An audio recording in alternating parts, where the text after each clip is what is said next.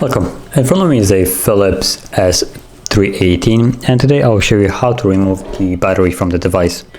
So to get started, let's lock it up. And when you lift up the device, you will have a little tab right here on the bottom right corner where you can put your fingernail and put off the cover, like so.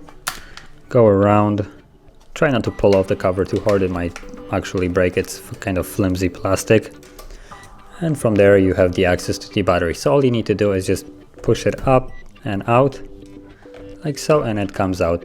All the trays can be accessible without actually taking out the battery, so you don't really need to do it unless you want to hard reset it or soft reset the device by just doing so if it's kind of stuck and you can't really do anything. So that would be a good idea.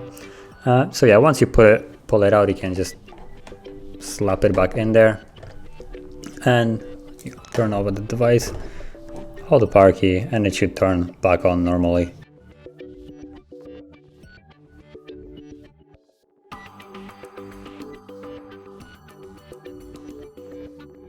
And you can see that the device is now back on.